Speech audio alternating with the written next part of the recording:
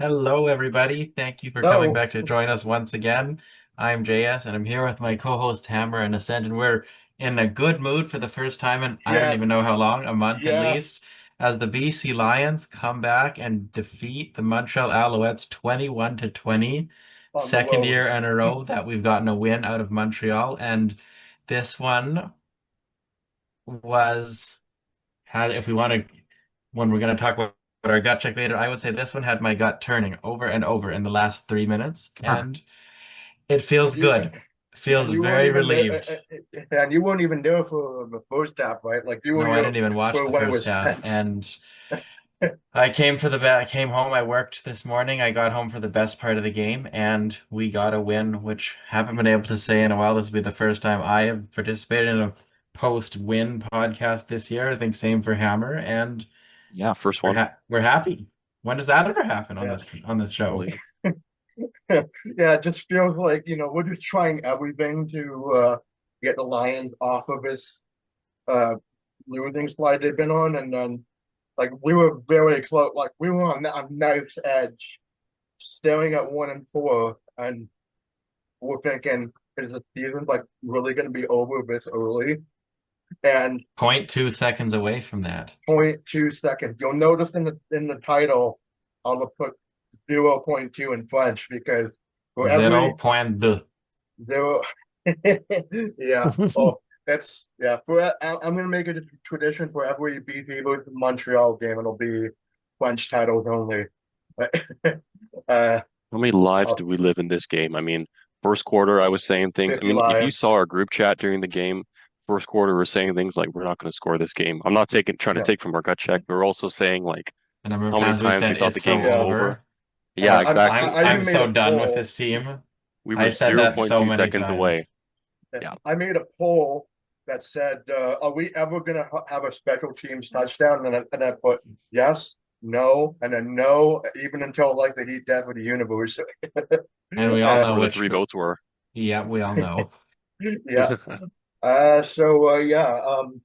Yeah. We'll get into a lot more of just more of the game, including our gut check uh, a little later on. But there's one thing that did come up in the news very very lately that we here at Section 214 we want to get kind of give out like a PSA, like a public service announcement for scams because this has to do with just uh protect just scams regarding just representatives from the team. There was a story that came out on Global News, I believe a few days ago. Yeah, July the 2nd.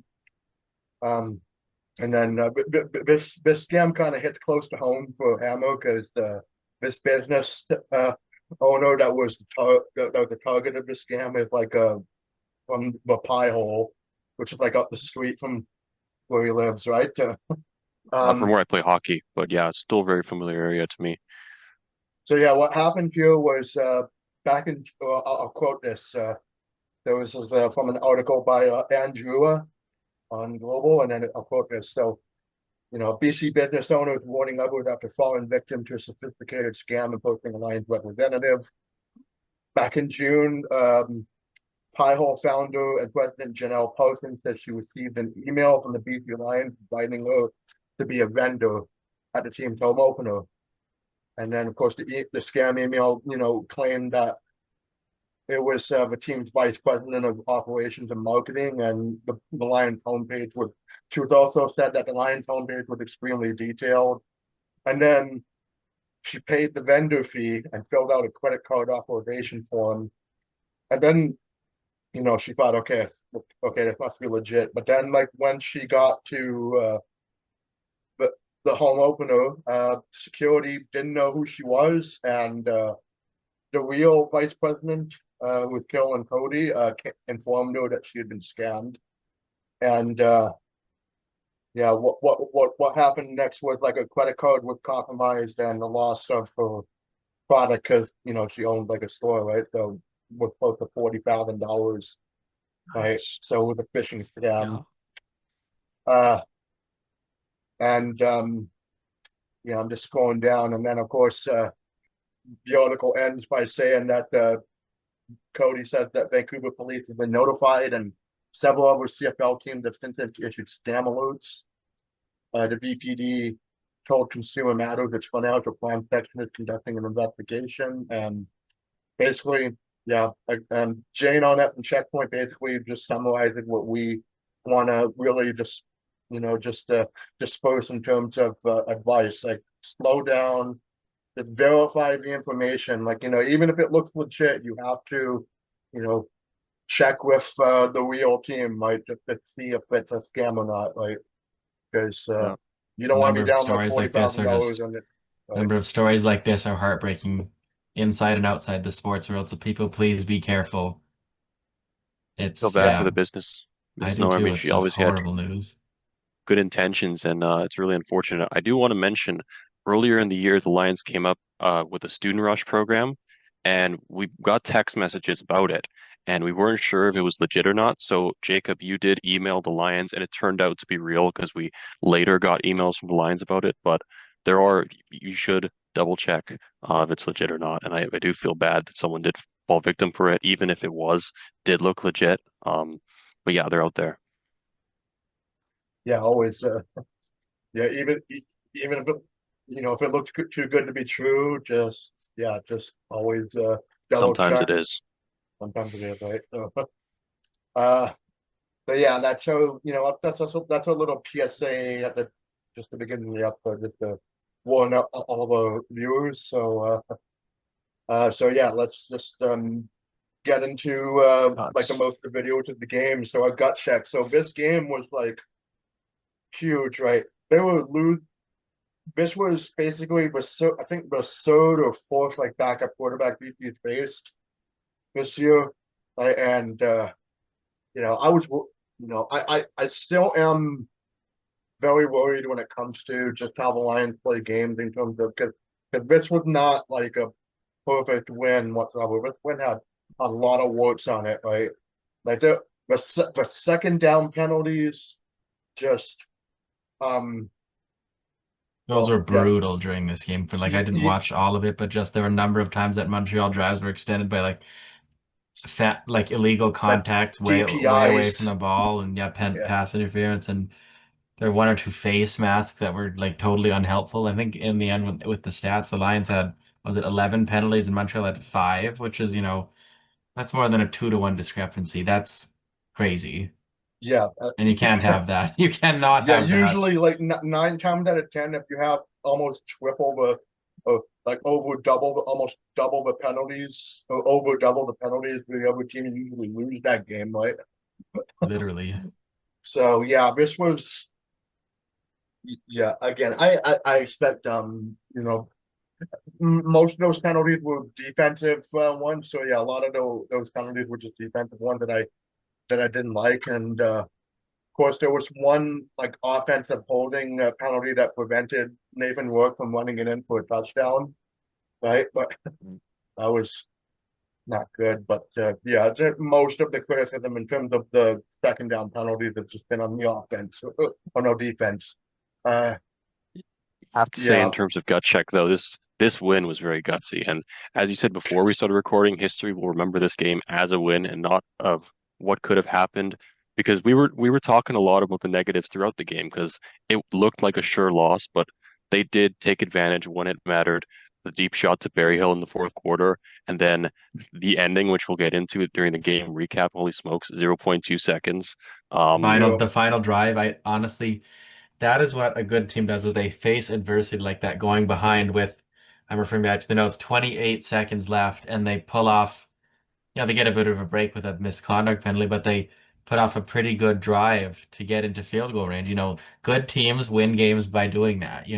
yeah, I yeah, think I think back to the Montreal Alouettes when they won their back-to-back Grey Cups 2009, 2010. The first one, they needed that too many men penalty to win, but that would not have been possible without a really strong last minute drive, right? You're not going to win yeah, every game 50-0. You're going to have to win 1 point games, just like they say in hockey, you have to win 1 goal games. So the fact that the Lions did this is really, really good. Even if it was ugly, really, really good that they were able to win a close game. Because as Yeah, far as I and know, this is their first kind of close game win of the season, and honestly, it's their first really close game period that they played in.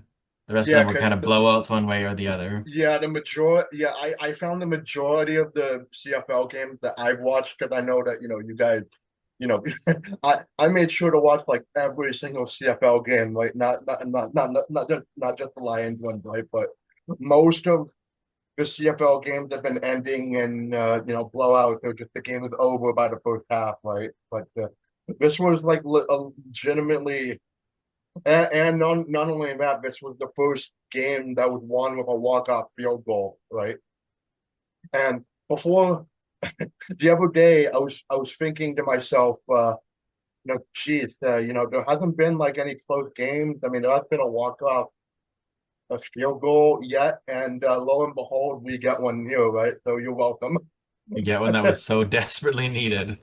When that's desperately needed, just to stay within striking distance of Calgary and Winnipeg, actually, and Saskatchewan haven't played well. Saskatchewan's on the bye too, so BC very much needed this win just to make the middle of the West a little bit closer together, right? Distance themselves from Edmonton, who will be In playing other them. case, we got to take advantage of the competition that we have. We played against Bethel Thompson, the backup quarterback, and like last week, we played against Jake Mayer, the also the backup quarterback.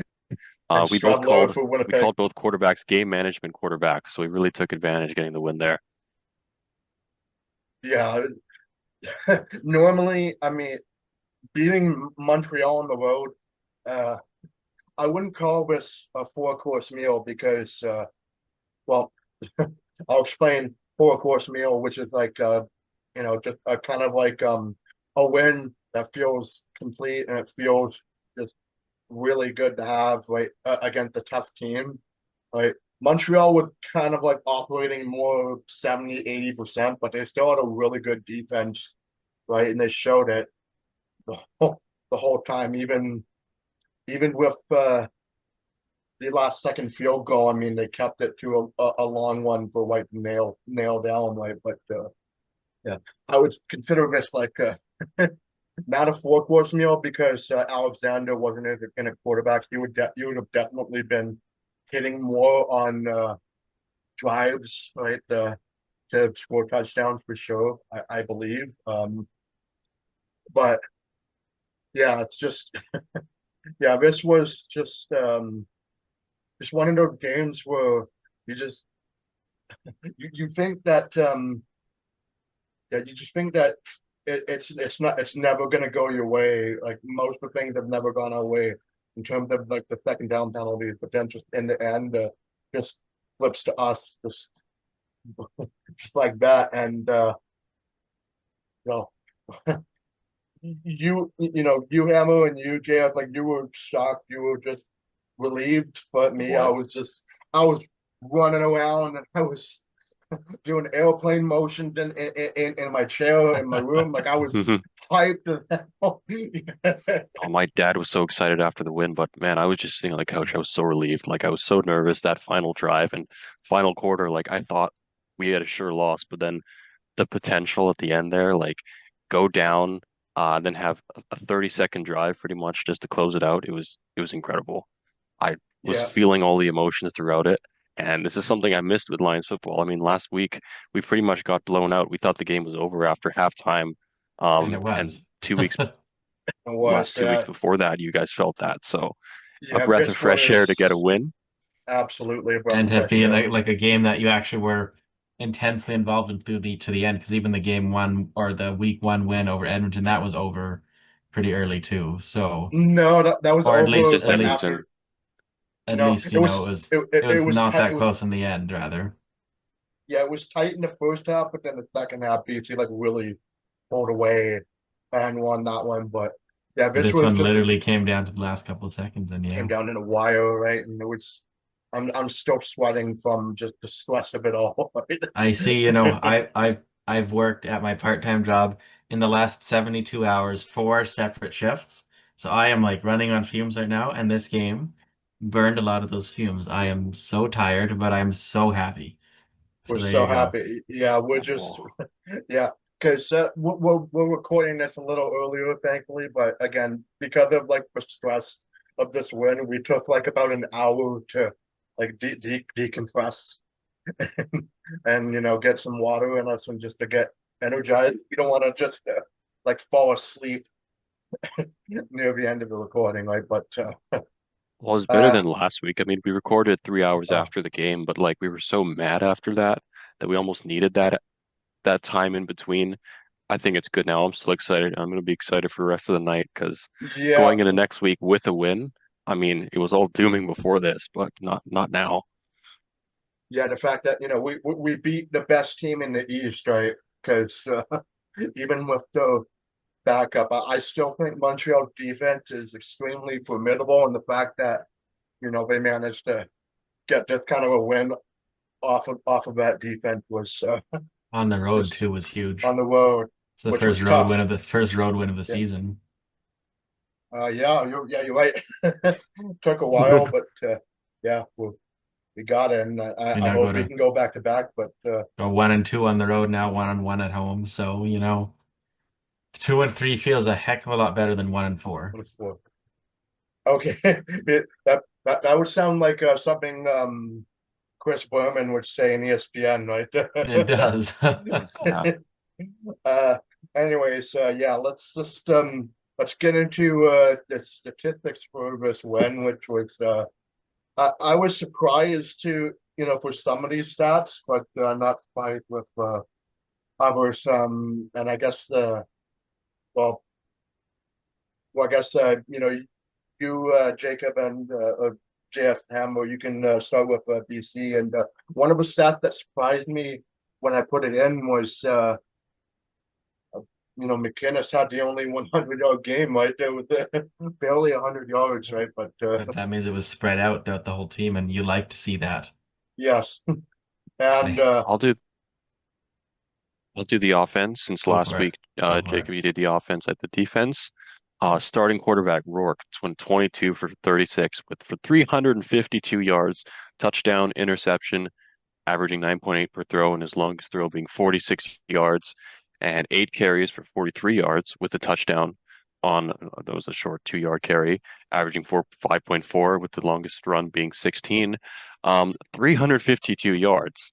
And I saw people tweeting in the first quarter saying Rourke sucked. Oh, give him time. I It was saw his I first saw game I back saw from on the I injury. saw on the Canucks Discord where one of the mods said the Lions suck, and then after the game was Hmm over, I replied to him saying Sean Whyte said I heard you talking crap. I took that personally. He took that I personally. think one of the Lions that was consistent throughout the game was Rourke. I think he did give a pretty good effort this game, and shown by the stat line. Yeah, Um, he was a breath of fresh air in this game yeah, compared to his last game. Right? I mean, it was took him two clear to like three they needed him. drives to get going, but yeah, I think if he stays consistent, it could be a really good weapon for our team. James Butler, 12 carries for 41 yards, averaging 3.4, with his longest being 8 yards, and one catch for 19 yards, averaging 19 yards. Um, Last week he got 100 plus yards, a very good game. Toned it down a bit this week, so hopefully we can get a better performance Yeah, from him next week. yeah, but defense was Justin pretty hard McKinnix, on him. Right? uh, our star receiver, 6 catches on 8 targets for 109 yards, with his longest catch being 31 yards. Barry Hill, 4 for 9 for 85 yards with the all-important 46-yard touchdown. Um, Aiden Eberhardt, 4 catches on 5 targets for 53 yards, uh, averaging 13.3. And there was one drive where he had two in a row. I think he's getting a lot more targets consistently, unlike our meme status for him last season. Keon yeah, Hatcher, 4 for that's a 10 good sign. for 48 yards, averaging 12, with his longest being 18. I thought I read something differently there. A bit of a rough game for him.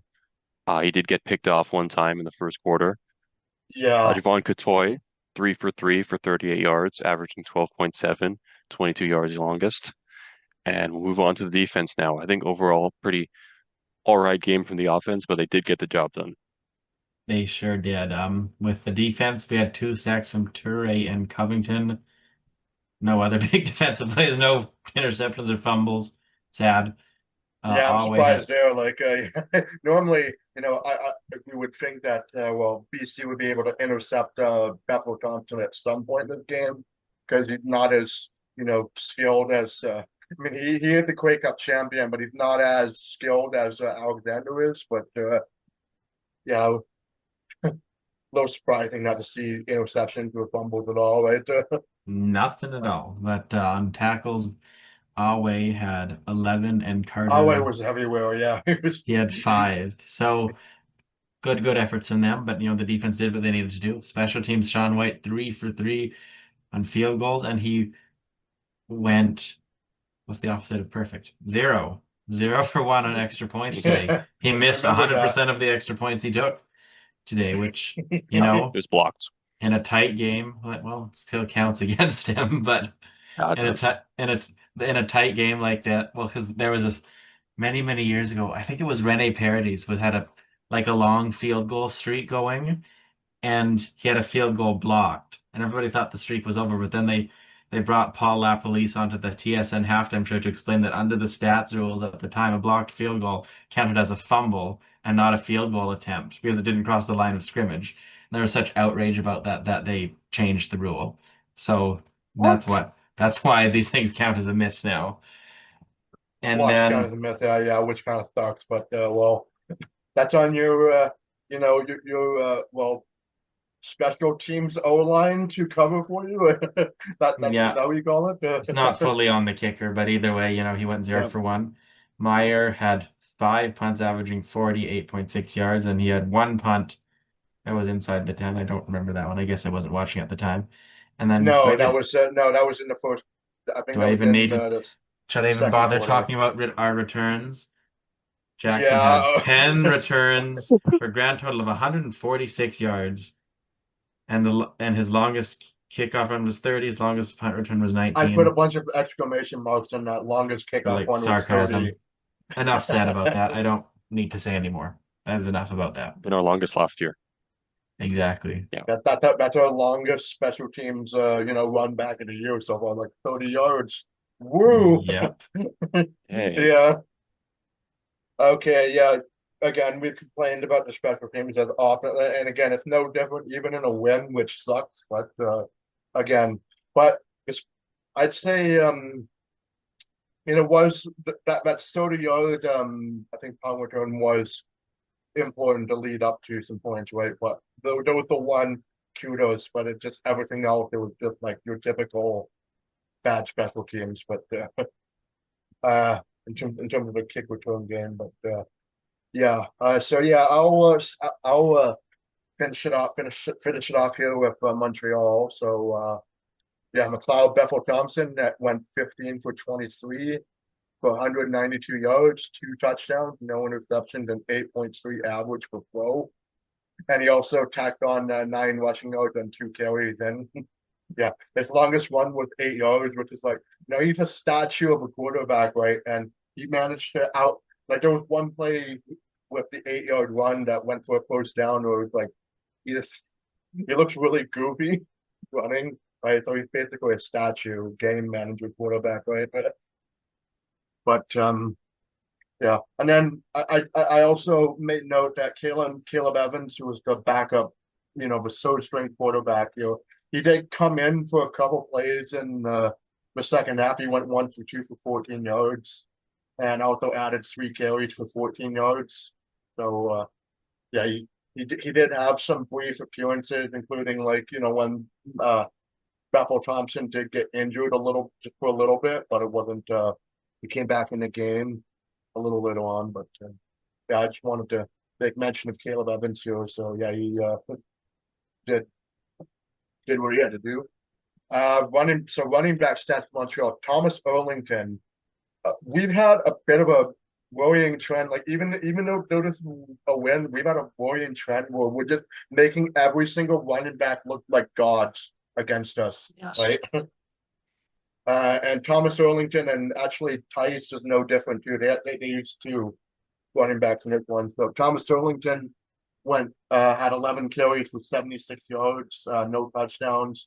Ran for pretty much 7 yards on average, which is nuts.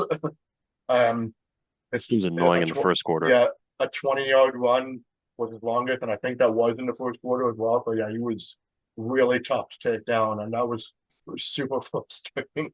Uh, and he also added 2 catches on 3 targets for 23 yards and a touchdown. 11 yards was his average, and his longest was 14 yards. That was a touchdown catch. I believe that was the last one they scored, or the first one. I can't remember. um, yeah. And then, yeah, Tice went to 7 carries for 21 yards. He averaged 3 yards per carry, and then 3 catches on 5 targets for 37 yards, and as long as was 14. So yeah, it was like a dual kind of running back set that Montreal used to great effect, right? And they could have used it even more, really. I think, especially in that fourth quarter when both teams were starting to like lock it down on defense a little bit, right? But yeah. And then the receivers, Philpott went 3 catches on 5 targets for 57 yards, 1 touchdown, and 19 as an average, and the longest was 45. And that was 45. yeah, he was Yeah. dangerous on some of those routes, even when they were incomplete too. Right, there were a few moments when double. Well, I'd say he overthrew some receivers, but because of defensive pass interference, right, you get the first down and the extra 15 yards, right? But Yeah. uh, I suppose it wasn't his biggest game, but the commentators were saying, and we all say as a league, a healthy Tyson Philpott is very scary. And I think when Alexander comes back, he's really going to pop off. Papa. Yeah. Actually, oh yeah, the one thing I just remembered, Hollins, our ex-Lion, Alexander Holland. He actually signed a contract for Montreal, You're and I thought right. he was gonna start in as a game, right? But he did. I imagine he probably just wanted another week off just to prepare and then make his debut for the Alouettes, right? Like we I'm were so glad worried he that he didn't play was. against us. Yeah, well, we're still gonna play against Montreal, like later in the Yeah, season, right? So. We will have to that's deal tough. with I them still love again. Hollins. Oh yeah, definitely. Yeah, I was worried he was going to start you, but yeah, he wasn't in this game, thankfully. So it And back to upset your me. mention of Philpott, quickly, I remembered I looked this up to confirm he caught the winning touchdown in the Grey Cup in 2023, and he was named the game's most valuable Canadian. So always scary. And the fact that we won and shut him down, good. Yeah, shut it. Well, yeah, shut him down relatively. He only got like 57 yards on 3 catches, right? And With him, I'm not complaining about that. yeah, even though he had the touchdown, it was just like he could have gone off for like 2 or 3, right? If it was Alexander, I think. Yeah, and then I'll also say, well, yeah, Speaker had 3 catches on 3 targets for nearly the same amount of yardage, so 54 yards, but no touchdowns, 18 yards for an average, and as long as it's 31. Sneed, I thought Sneed was he had a couple of clutch moments in the game too, especially with first down conversions. He had 4 catches on 5 targets for 30 yards, as long as it was 10, and then my favorite name in the league, Rambo. He only had Ah, just the one, just the one catch. Oh, I forgot to put the yardage in, but yeah, I remember this from uh, previous episodes. Good name. good name, but just not a real effect, not a real big effect in the game. But it was really more the Philpott and Speaker that had were the receiving threats, and BC's defense did lock them down as effectively as they could, right? Just enough. Uh, And yeah, I also sang my praises for the defense, and I know someone in a certain Red Blacks fan that I know would not like me to talk about the defense of Montreal as flowers, right? Because he thinks they're overrated. But it's easy to say your rival's defense is overrated when you're rival with them, right? Like I'm saying, Sure it oh, is. Winnipeg's overrated as hell. Well, they keep beating us, right? So I can't say that. So Yeah. That's what I say about the Oilers all the time. yeah. We can't say they're over. We can't you can't say Montreal defense is overrated when you keep getting beat by them, right? In fact, We didn't. yeah, and in this case, yeah, but defense got 2 sacks by Mullen and Beverett, and the one interception by Ento, no fumbles and no turnover on down. So it's really very low turnover game, really.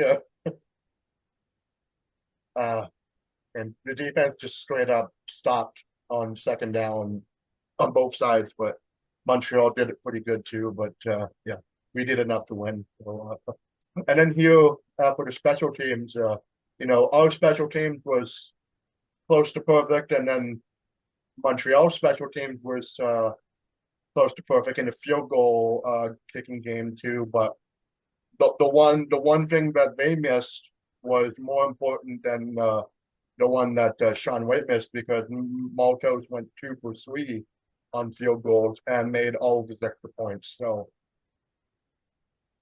and that was a doink, right? So sorry, Chicago Bears fans. I just gave you a stray there. Although I'd say, well, I'll say that, well, sorry, not sorry, because, well, I am also a fan of this team. So, uh, anyways, yeah. And Zima for punting went 6 punts, averaging 50 yards, and his longest punt was 57, and he didn't have anything inside the 10. So, that was because our special teams did like a little bit of enough just to keep constantly fielding it between the 20 and 30-yard line. Really, yeah, and then yeah, Montreal's special teams kick returners. Letcher Jr. had 4 return catches on special teams, 3 punt returns and 1 kickoff, for a total of 64 yards. And then for punt returns, he was averaging 12.7, and his longest was 29, and the kickoff return was just 26 yards. And Tice also got into the kick returning game. He only had 2 kickoff returns for 37 yards total, and he averaged like 18.5. So yeah, that was a look. Even with just 2 special teams sweats, like with I'd say it was more of like a saw off when it comes to the special teams game. Like both of them weren't well, yeah, yeah. The return game was like a wash off, but the missed field goal for Montreal loomed quite large in this one, and we'll Did. talk about that in a bit. But the last 2 things, of course, the penalties, man. Like the penalties Jesus. are just Totally unacceptable. Like nearly a full football field plus the end zone's worth of penalties. That's not that you're gonna lose more often than not when you take that many penalties. And don't use this as a lesson. Oh, we can take all these penalties and win. Just clean it up no, next time. no, because BC had like 11 penalties with 146 yards compared to Montreal's 5 Unbelievable. for 50, right? And JS, you mentioned that there could have been a little more penalty yardage too for BC because there was a missed procedure call I in forget. the I think it was third I was on one of quarter. the short yardage because I thought it was pretty clear one of our O linemen moved early, but they didn't call it. So, Could you be, know, yeah, and yeah. that could have made it a little worse, right? But yeah, but that's probably the only aspect of BC's game that we're going to criticize like a bunch. Well, we've already done so a bunch, but we'll do it even more because there's actually a select defensive player that had 3 defensive pass interferences, right? Yes. Negative hat Oh, trick, we'll right? get into that. But The yeah, hat trick, and then unfortunate hat trick. yeah, and then the time of possession was like really close, like a razor thin edge close. Like BC had 30 minutes and 45 seconds, and Montreal had 29 minutes and 15 seconds. So yeah, it's a very evenly matched game. Surprisingly, I mean, I'm pretty sure the betting odds would have had BC as like underdogs in this one for sure. Like even with Rourke as quarterback, and I think we were preparing to be underdogs pretty much too, right? It's a Considering, bit better time of possession than last week. We oh, gave the other team 39 minutes, which was unacceptable. yeah, so So we much shaved better that when it's down by more like evenly 10 minutes. balanced. Yeah, Today Yes. was shaved that down by basically 10 minutes. basically even, so we can't really complain about Yeah, that. can't complain about that. And then yeah, so, yeah. So there were definitely good things about our game in terms of the statistics, but the bad things were just like really glaring. And if this was against Winnipeg or Saskatchewan, like there was no way this would have gone to a last second field goal. Uh, no, like I'd say, uh, I'd say that when we get into the game recap, there were definitely multiple moments in this game that led up to the game-winning field goal that really helped PC a lot, right? More than you think it would, right? But yeah, let's just get into the game recap and let's start. Well, Yeah, oh yeah, you Hammer, you're gonna have to start out with I'll the do first half, right? Because I'll do that today. No better way to dissect all the mistakes, everything that happened by recapping the game. And as I said earlier in the episode, how many lifetimes do we live in this game? So I really have to be pulling back in my memory for this one because holy smokes, the whole game was something. So Nathan Rourke, 13-9 as a starter against Bethel Thompson, who was 27-34 as a starter, as BC faces their third backup quarterback in 4 games. The biggest story of the game is Nathan Rourke is back after missing 2 games. On his first drive, his first play, he ran 12 yards for a first down, and after another first down, threw complete 22 yards to McInnes for the third straight first down. So they were rolling to start off the first quarter, their first drive.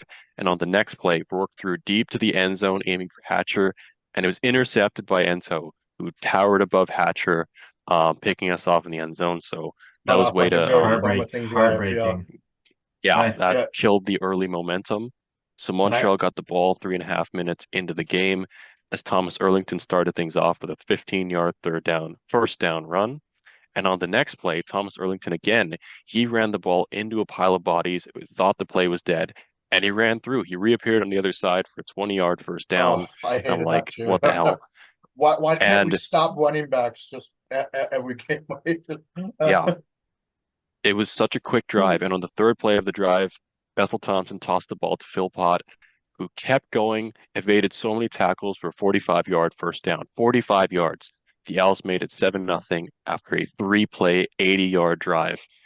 What the hell? Like, if Oh, you watch those three they plays, were horrible tackling all throughout. horrible As I tackling, said just first, Saints level of tackling there, right? Just on the Saints. Minneapolis Miracle almost, right? Yeah, It was like that was for the interception happen and then to follow it up with the 3-play 80-yard touchdown drive. Like we were just yeah, immediately, instantly thinking we're gonna lose it to yeah, crap, right? how yeah.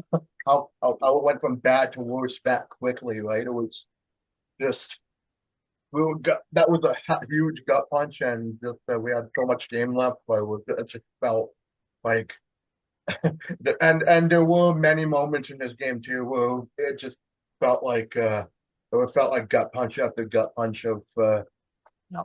constantly, right? Um, I'm gonna go through our group chat because there were so many emotions throughout the first quarter.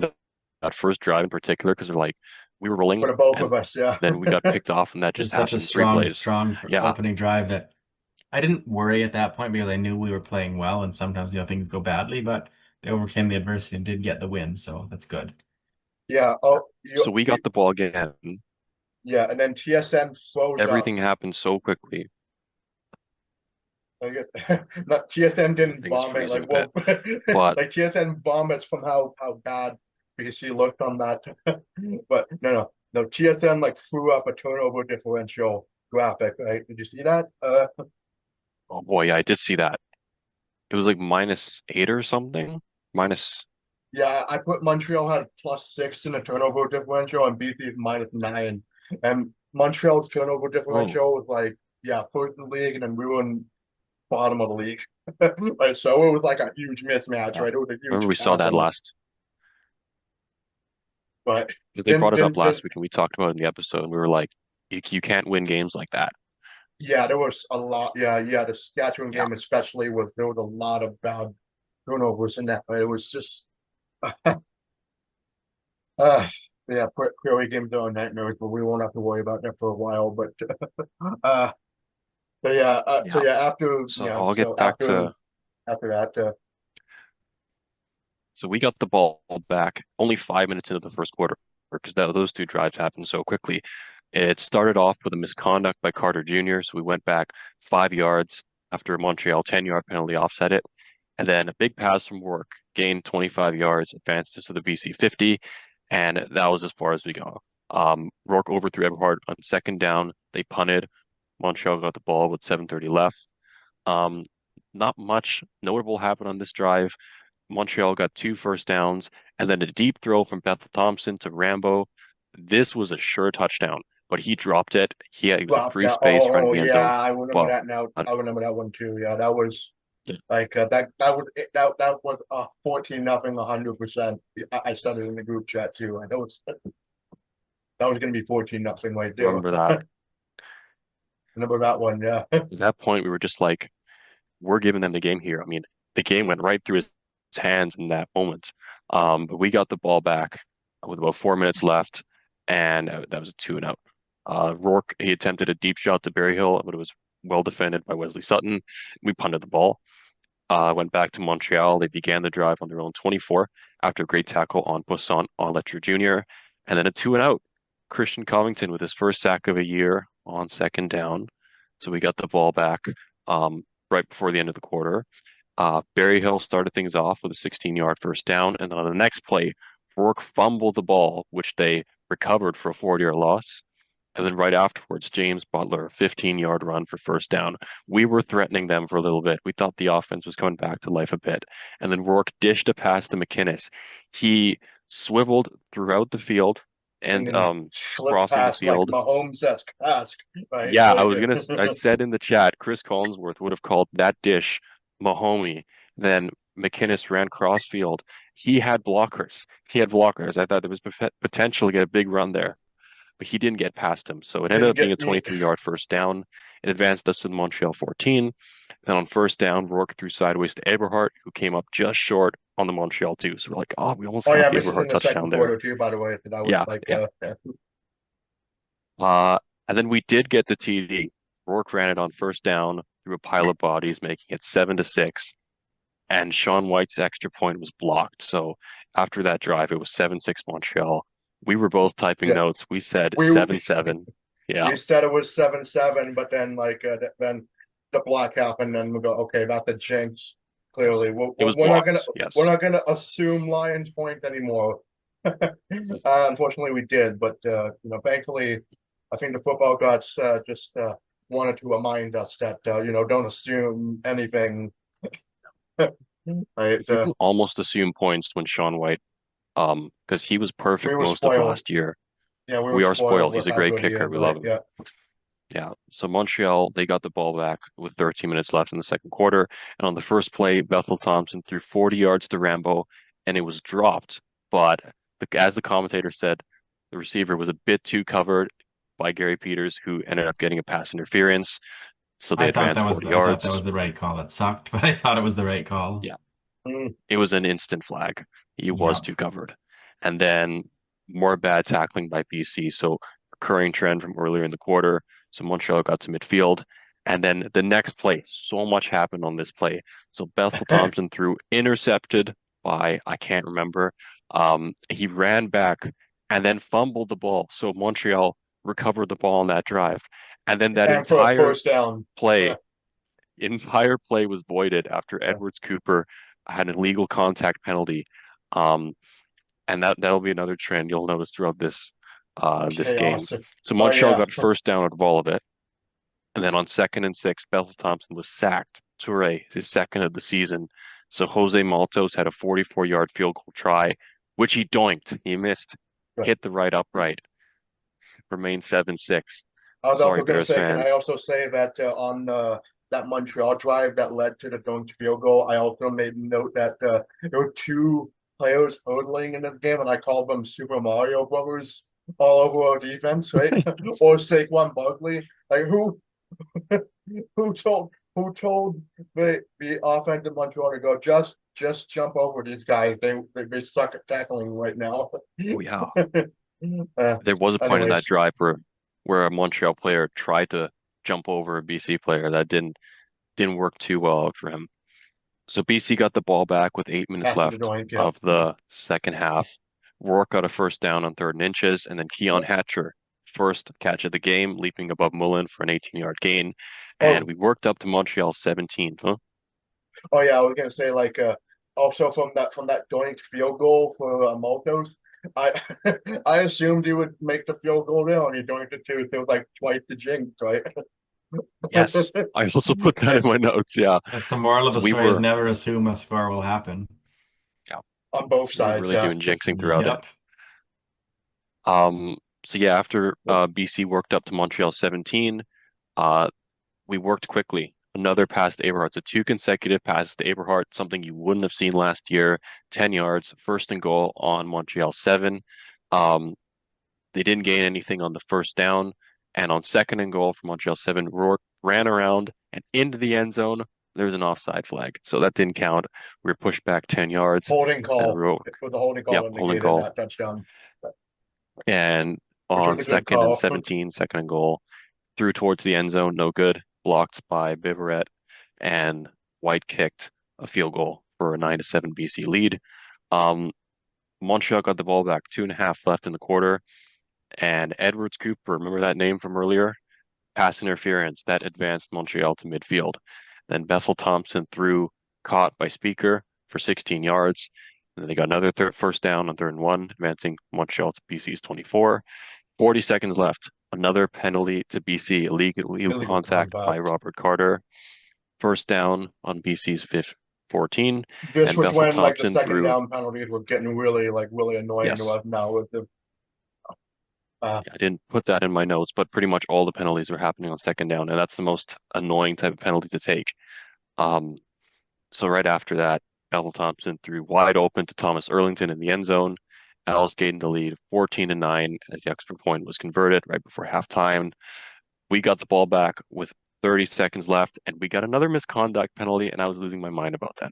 BC had eight first half penalties in this one. So, Just the completely final tally unacceptable. was yeah, the final tally was 11, but eight in the first half. That's like, if Montreal really wanted, well, if Alexander was in it, or if we were facing like a better team like Winnipeg or Saskatchewan, like there would have absolutely been just more points scored by those This, teams, right? But I want to bring up one more thing. Jacob, you listened to this happen on the radio, didn't you?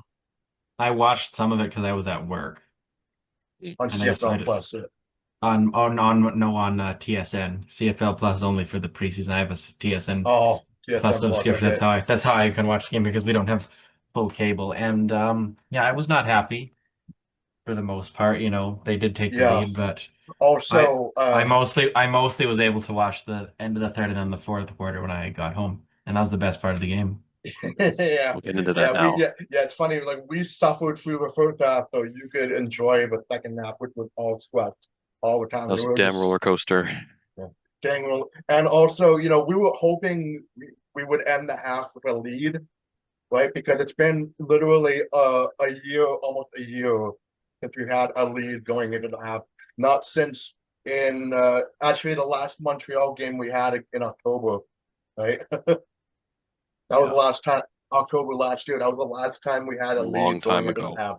It's like all of our games have been with the other team having the lead at half, right? So we gotta like I really hope that that changes next week and we get a lead into the first half, right? But um yeah, so we're sitting here, we're seeing that well, first of all, it's halftime, we're sitting here, we're seeing that Montreal have, took the lead late, and just like the first quarter with the interception that led to the quick strike touchdown, the end of this, it was like 14-9. I mean, yeah, it's doable.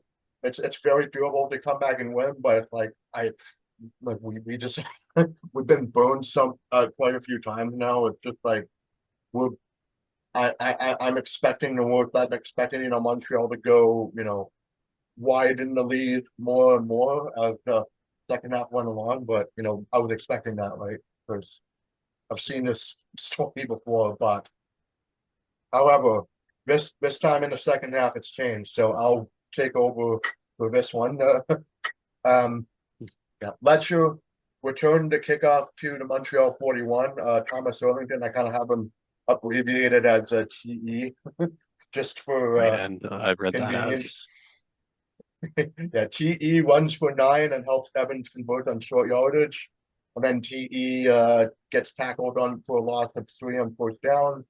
Um, Bethel Thompson overthrows. I keep putting McBuilt because that's like his nickname that I keep seeing from the CFL subreddit. But McBLT, that's funny. DLT. McBLT, that sounds like something McDonald's should get on, right? Yes. That's funny. um, but yeah, Bethel Thompson, aka McBuilt, overthrows Snead badly on second down to force Montreal to punt. And of course Jackson or kick returner, like he tried to find a seam, but he gets tackled at the BT 16. Like he ran horizontally, right? Just to find the seam, but he just gets stopped back there and you're like, oh my god, right? Just cannot find a break. But Aberhart converts on a second down catch and runs for a little more for 16. Rourke then converts on a run for 16 on the left side of the field. Butler converts on a 2nd and 3 run for 7 yards. But here's where they get stopped because they're just the Montreal defense is keying on Butler's running because he gets walled on 2nd and 3 to force them to punt. But because this was the one punt that was inside 10 that Mayo did, which I liked, right? He managed to get it into the inside the 10, like at the 2-yard line, pinned him deep. And then I said in the group chat, I said if they which looks like egg on my face now because they did score points, I believe, doing this. But I said if they score points on this like 98 yards of space between them and the end zone, this game is over, right? Steve gets tackled immediately on fourth down at 10:03 to gone for more, but Spico converts on a wide open catch and one for 31. Hume, Bethel Thompson throws incomplete, but of course, Moss challenges for defensive pass interference by Edwards Cooper, and he stopped There's his, the hat trick. there's the DPI hat trick, which is the anti hat trick, right? And and that was that was like a call you had to challenge it on, right? Like he Edward Cooper just basically stopped his route, right? So that was the easy one to do. Lions fans out there, like us, like me, how frustrated were you when you saw Edwards Cooper's name come up for a third time on DPI? Because I'm like, not him again. Are you kidding me? That was frustrating. I mean, well, I would have if he had done it for a fourth time, I would have been like, okay, I want him cut immediately. Yeah. Right. There's still time for him to improve. Like you could get an interception or Yeah. two next These game, but games happen. Sui DPI is like what are you gonna do about that, right? It's just uh so the challenge was successful, which makes it 3 times he was called for DPI, but then McLeod Bethel Thompson converts on like this was the janky looking one that I mentioned for 8 yards for a first down on the right side, but then like gets hit hard and he exits the game briefly just to let Caleb Evans come in to take over, which he then converts on a one on the left side for 12 yards. Tice converts with extra yardage for 12. And then Bethel Thompson comes back into the game. He also nearly fumbles the ball. Like he had a failed handoff to Thomas Erlington, and then he nearly like fumbled the ball on the handoff. But Ashino was Tice that he failed to hand the ball off and fumble. But had that play been successful, I think that would have been a touchdown. Which was And that would have very been the cool. game. That would have been the ball game right there too. Yeah, that's another moment where we'll be like, I am glad they screwed up on that one because boy, that looked like a touchdown and then too, right? Not just the incompletion, right, but this one. That was on second down, and then Maltos comes in and boots in the 30-yard field goal to extend the lead to 17-9. So they scored points on that long drive, and then I put game over in question mark. No. I was wrong, and I'm glad to be wrong. But yeah, so yeah, and then on BC, the ensuing drive, McInnes converts on first down for 10, and then again on a long throw on second down, because on this one, Work got flushed out of the pocket to the left, and he threw for 30 yards, but then I, I didn't like this. I would just, you take like a really good thing happening, and then just immediately after something bad happens to BC because Work gets immediately sacked on first down for a Classic. 5-yard loss. And then on the last play of the third quarter, Work catches the bad snap and throws incomplete to Bill Hill to force a field goal attempt. So that's just to start the fourth quarter. So Whyte in the fourth quarter, he boots the 38-yard field goal. And that's 21 consecutive field goals. We'll get to 22 in a bit. To shorten the Owls lead to 17-12. And then this was important here. One of many, like, this was really like the start of many important plays that happened in the fourth quarter to help BC get to that end. But yeah, Montreal goes 2-and-out in the short one and an incomplete pass, and then Jackson returns to punt to the 17, and then Beverett slams into him. But because like Beverett whips off Jackson's helmet, I think it was, there was like an unnecessary objectionable conduct for 15-yard penalty for BC, and that'll get him up to 32. Work once for 9 yards on what looked like no gain. So like it was That was a great play. He avoided so many tackles there to get something out of nothing. Very impressive. a lot out of nothing, which was like that was huge too. Right? It was and yeah,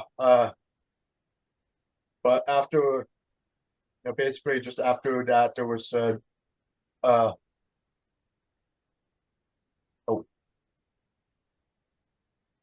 sorry, I lost track. Oh yeah, here we go. Yeah, they convert on short yardage again on so down, but then back-to-back incomplete passes. The Hatcher forced BC to punt to Montreal 19.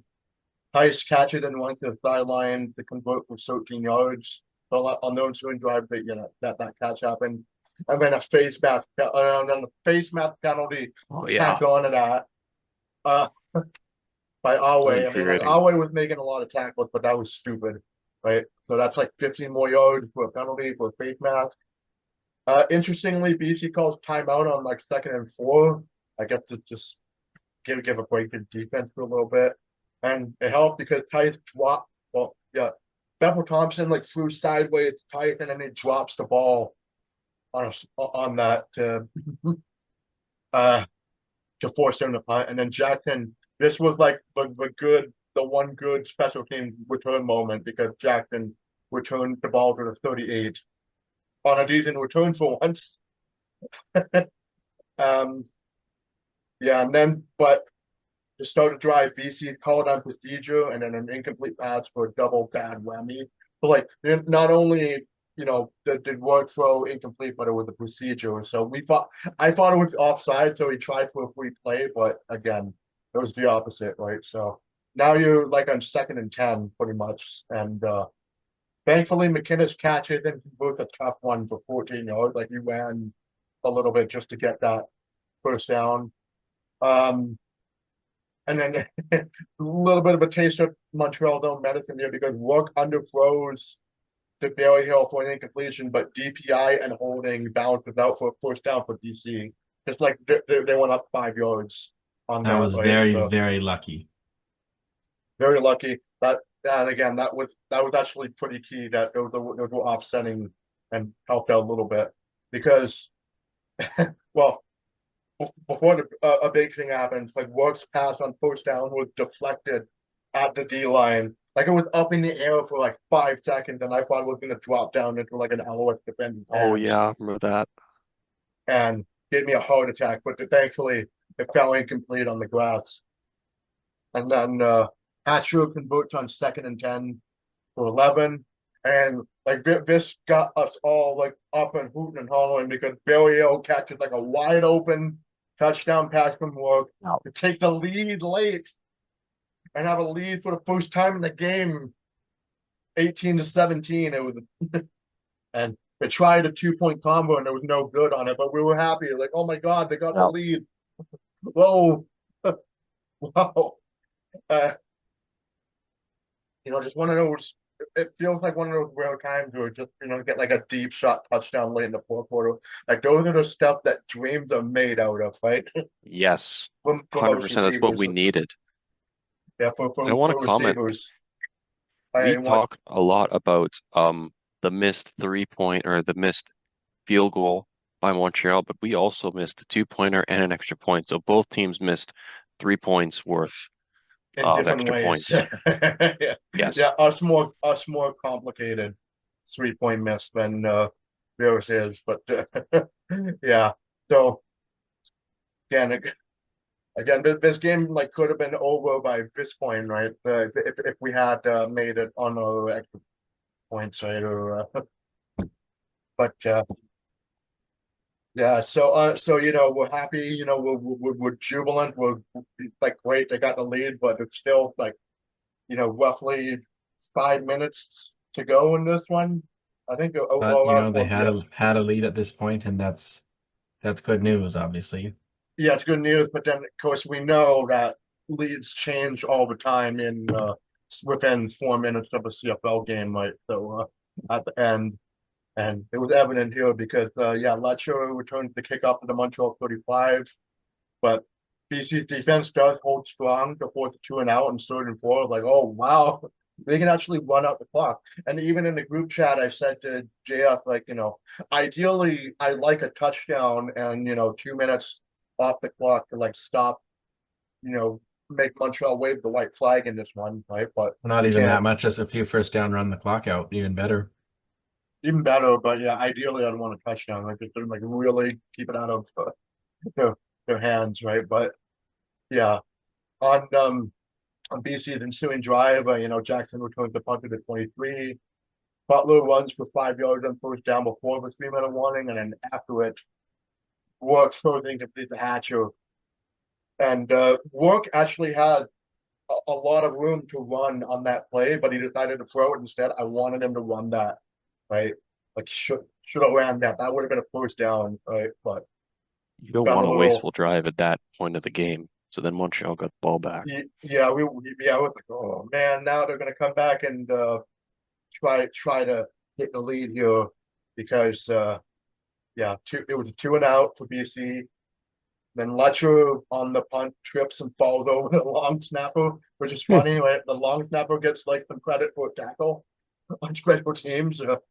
Well, he did make a At long mid, run. Montreal got good field position there. yeah, midfield, right? So I was like, oh boy, that's dangerous, right? And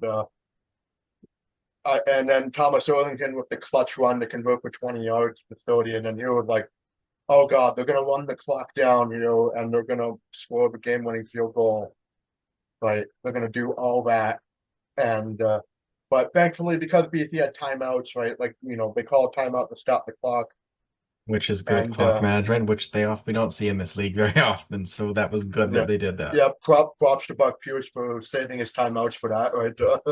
And not Uh, using them to save time count penalties, which is like my biggest pet peeve. So I'm so glad they didn't do that. well, there was. I don't think they never had any time count penalties as the road team, which was actually very impressive to do right, as an offense, considering how the offense did in the past. Like they had no time count violations or anything. Like they were much better in this game, right?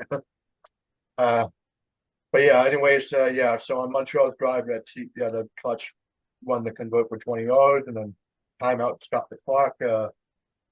Some fisticuffs happened at the end of the first down after the Thomas Erlington run, and there was more like fisticuffs after the game, right? But I think this is what started it, probably, right? But Debaye goes down to injury, so he's a Lion. So like it's another. Oh god, it's like another defense. Another injury on defense, which we don't need, right? Considering Betts is out and Hendricks. Uh, I so mean, uh, Betts didn't play this game. That's true. so defender out with injury, and then Sneed takes advantage of a little bit more of a thinning of the D line for converting on a sideline throw to get into the red zone. but he got out of bounds. He went out of bounds on He that went play, out of which was bounds and stopped the massive. clock. You can't do that. Like When you're trying. the Lions got the ball back with 28 seconds left, and he doesn't go out of bounds, so they get it back with 8 seconds left, and Yeah, there that were like probably means there they were, lose the game. yeah, there were like many little things in the game that Montreal did that really helped us out here, and that was one of them, like the So out of we bounds we catch, managed the right? clock well, they did not, and Uh, yeah, that's so probably the difference in the game right there. that was the second down play, and yeah, I said it kept BC in the game very late. As Malco drilled the chip shot field goal to retake the lead, 20-18, with 28 seconds left, and we're like we're despondent. We're just going okay. They're not going to do much here. The crowd is probably going to go nuts, and they're going to help the defense like make us go 3-and-out or something. I I was just prepared to accept one end and it. four as a We're just result. accepting it. I was just like, But however, this was big. This was another big thing that Moss is absolutely going to hate, right? Because there was a misconduct penalty that forced the Alouettes to kick off at their own, I think the 15-yard it was line. the 15. Yeah, it would have been the 25, but they moved the kickoff back to the 30, so they kicked off at their own 15, Own and that 15, and gave BC a chance. that gave BC a We chance. had Well, not with the kickoff return game, but it does give BC a little more, a little more space to advance to get a field goal in. Right? But that was that was like I'd say that was probably the turning point of the game right there, where that misconduct penalty that happened, right? That helped. Without that, the Lions are kicking like a 60-yard field goal. Yeah, Just a that bunch I of big self-inflicted wounds from Montreal right at the end, going out oh of my bounds and God, detail. then taking a silly penalty like that. it It's took ironic yeah that it's ironic the Lions took more penalties in the whole game, but Montreal arguably took the most impactful one. the worst time penalties, right? Just You oh, took those the words out of my worst one. house. Yeah, my mouth. Big word is timing. We took 146 yards of penalties. They took 50, but those 15 yards were the biggest of the game. Yeah, there were 10 yards in misconduct, but yeah, so we get the ball at the 43 instead of getting the kickoff at, and Jackson probably would have gotten it to the 23, but instead we take it at the 43, and then there was like 25 seconds left. There was a couple first downs, and then incredibly BC's offense incredibly gets it to like Katoy catches from work for a first down, and then like immediately got down and stopped the clock. He did not Dominic Rhymes it and try a touchdown. He I just like need to vent about this briefly. This was quite stunning because there was, I think, 8 seconds left in the game. The Lions had a chance for one play, and the ball was batted down with about 3 seconds left. And I thought, okay, it sucks, but they'll have to try about a 60-yard field goal, right? But then they lined up on a play, and I was just totally shocked because Same. they I thought they were gonna try a Hail Mary, but then they threw it. I'm like, oh my God, you just blew all the clock because the TSN clock said zero. And I was zero. screaming at the TV. Like why would you try? But then like the TSN clock said zero, but the game clock in Portable Molson Stadium said 0.2, and we're going, oh my God, is this happening? Right, But he was and actually like the replay showed he was down with more than a second left. more in a second, So it but actually wasn't even that close. yeah, like he got like Katoy got down immediately just to stop the clock there. It was If still this was really dumb. It was still yeah, really, really dumb, it catastrophically really risky. They should have risky, just but kicked a 60-yard field goal rather they than had risk enough time. that. But it But worked out. So it worked out. They had enough time, like barely enough time to like stop the clock too, and because in the NFL, this game would be over. Like, because it's like you can't. So we The call it clock would keep gutsy going. move. Like, yeah, that was gutsy to do. Just stop it at like 1 second left, and then like my eyes are glued to the screen. I'm going, oh my God, are we actually going to pull this off? And they did. Sean Whyte nailed the game-winning 42-yard field goal, 21-20, to save the Absolute Lions cinema. season. Absolute The same for cinema. our season. stunning Absolute We're result. not cinema. 1-4, 2-3 now. 2-3, Stunning in a and good way. stunning upset. I'd say because yeah, just the way Montreal was playing, and just the way that the defense was playing good, and we made eke this one out. Like, and the Owls suffer like a heartbreaking loss to fall for 3-2. So they're still at #1 in the East, but everybody else is catching up now. Right, Hamilton has wins, Ottawa has wins, and they're going to be playing tomorrow. So, like, they're thanking us quite a lot today, right? To stopping Montreal today, right? Um, yeah, and of course, like after the field goal was made, and like that was, we were just celebrating. We were just going, Relation.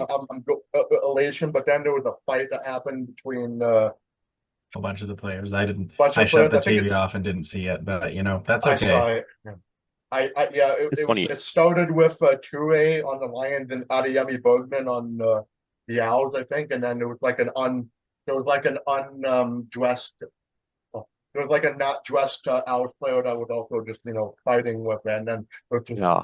the whole groups come together and just like start speaking and Look just back at the TV and there's like 50 bodies crowded around the side there. It was just pretty That funny. might lead some But bad blood for the next look on matchup, Twitter which X. is might it'll lead to some It'll bad blood for whenever they're I can't remember when the next yeah game for the is, but next yeah. game.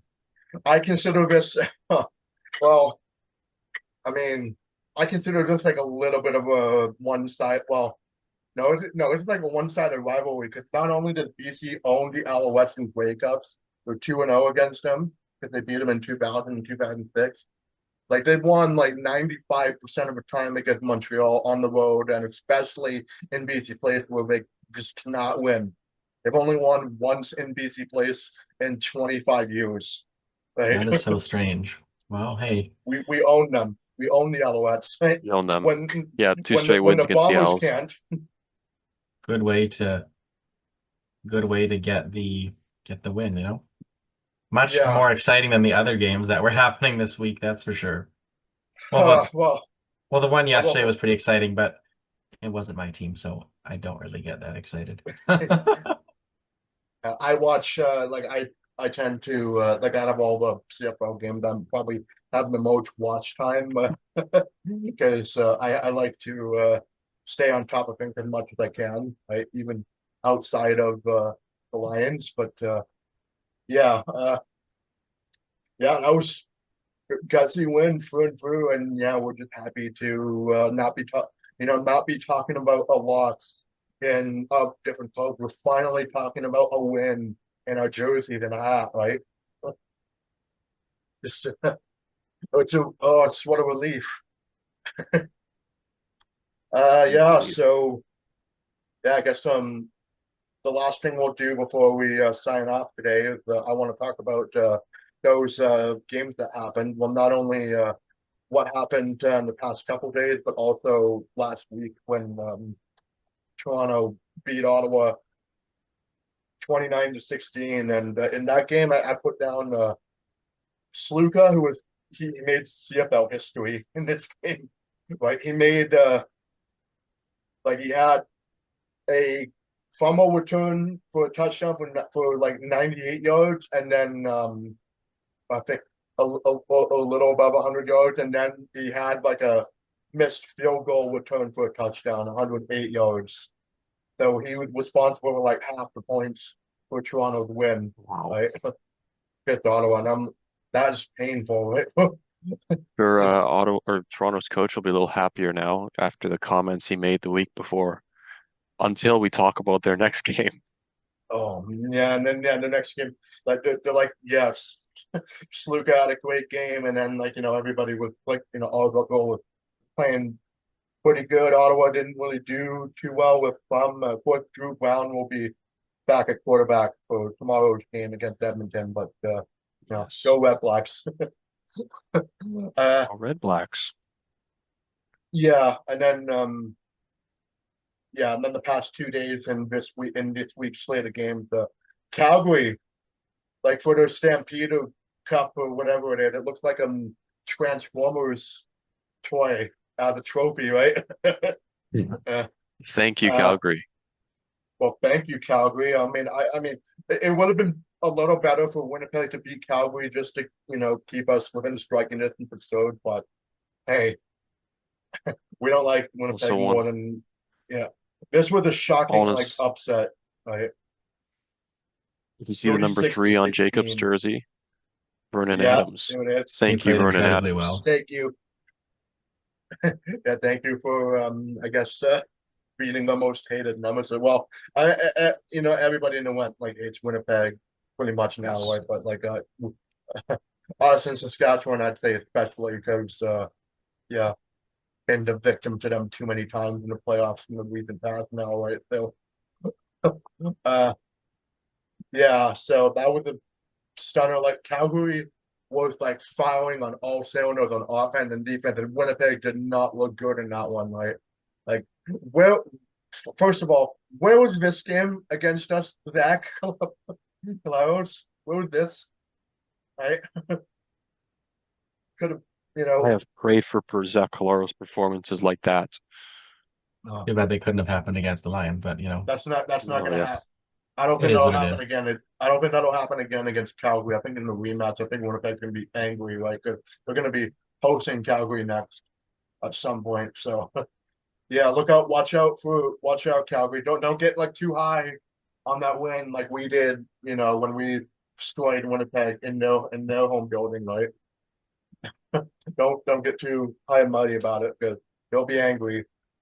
Although, like we thought Montreal was gonna be angry because they lost their last game right against Toronto, but yeah, that's too straight for them. So yeah, and then Hamilton. But here's something crazy score that's never happened in CFL history, and we call that Origami. they call that yeah.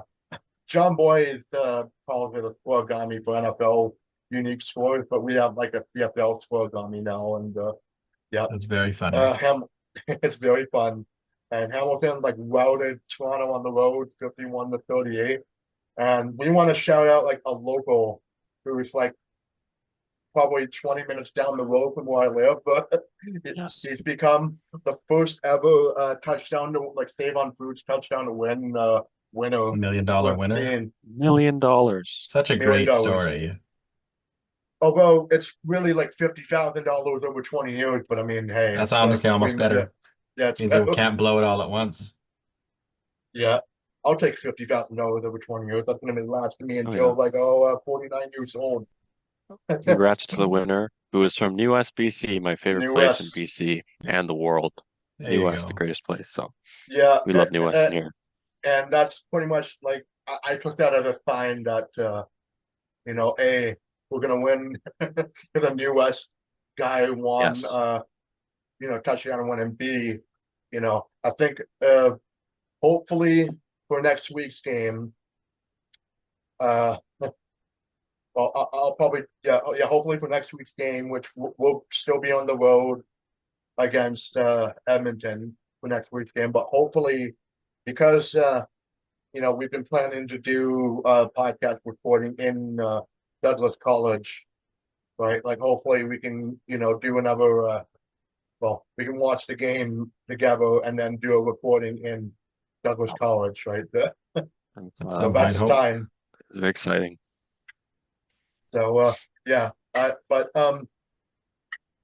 yeah, that out of the way. So yeah, the Edmonton game, I think that'll be it's Edmonton. I mean, there's still it depends on if they lose to Ottawa. Like if they lose to Ottawa, then they're going to be like extremely desperate to win against us, right? And much like Montreal was thinking of revenge or thinking of taking out their anger on us, but didn't work. But yeah, it'll just depend on the Ottawa result whether or not I think that BC can get back to 500, right? But I think it's likely BC gets to 500. But again, we're just like even even though Edmonton is like the bona fide worst team in the league now, right?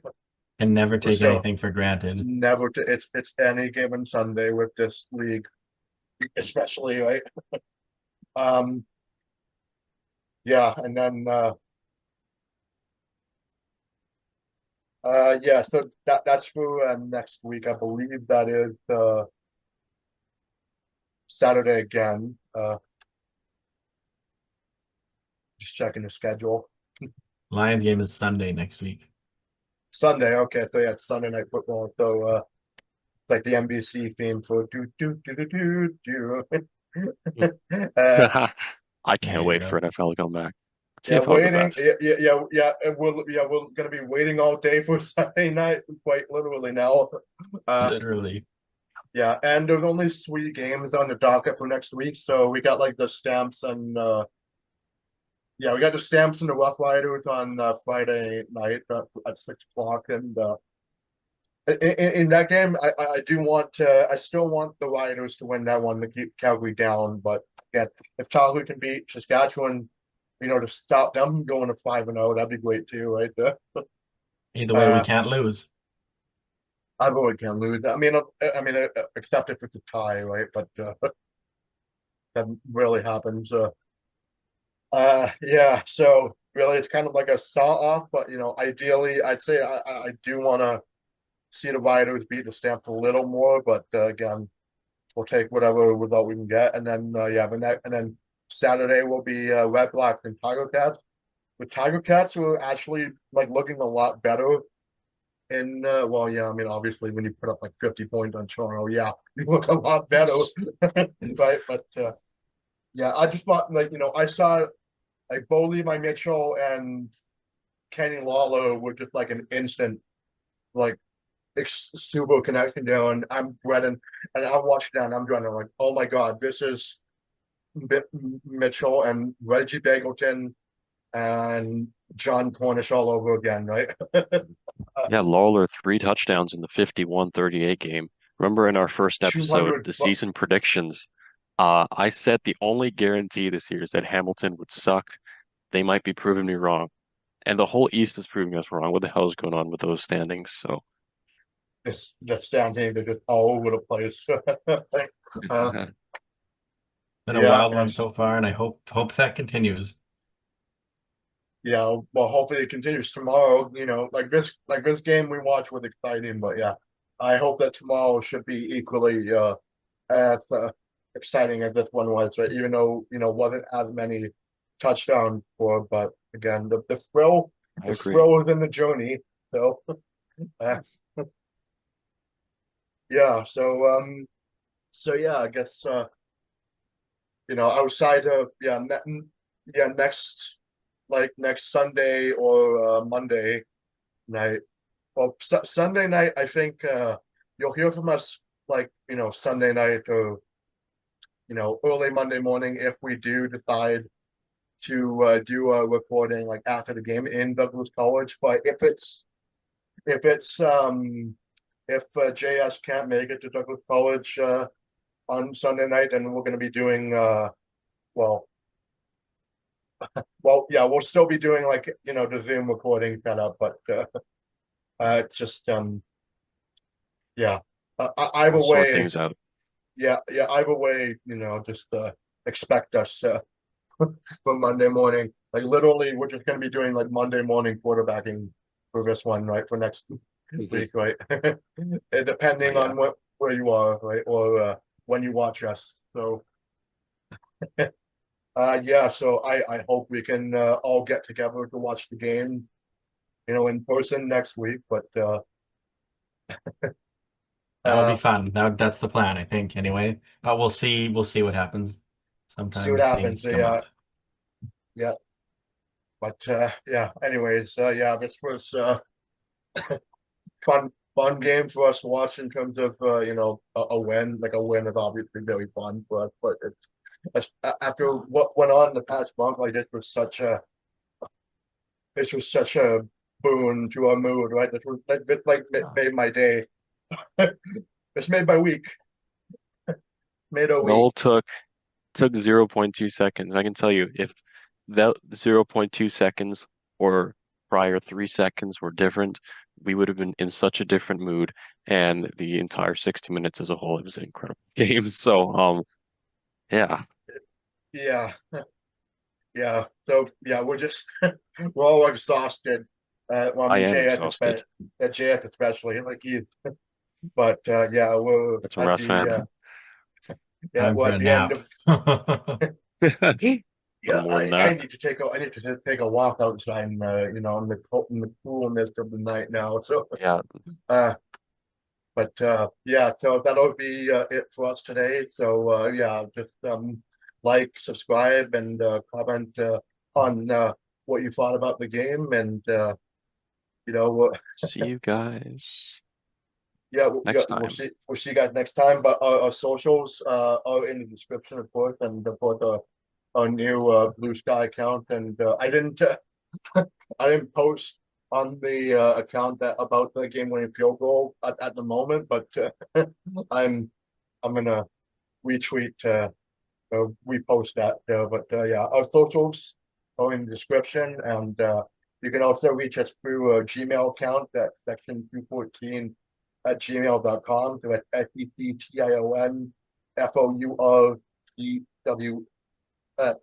damn it, I messed it up. I noticed. FOUR, yeah, SECTION TWOFOURTEEN @gmail.com. There we go. Yeah, yeah, but this win was so stunning, I just threw off my social announcement. Okay, yeah. Well, hopefully, yeah, next week it'll be, less stressful. A little bit more smooth Preferably, I, sailing. I don't want to age 50 years again, but yeah. How So many yeah, just lifetimes did we There live? we go. we A lived lot. a But we lot of got them. through it and it was a win, so that's good. Yeah. So that'll be it for us today. So yeah, we'll see you Sunday or Monday. Bye. Bye bye. See you next time.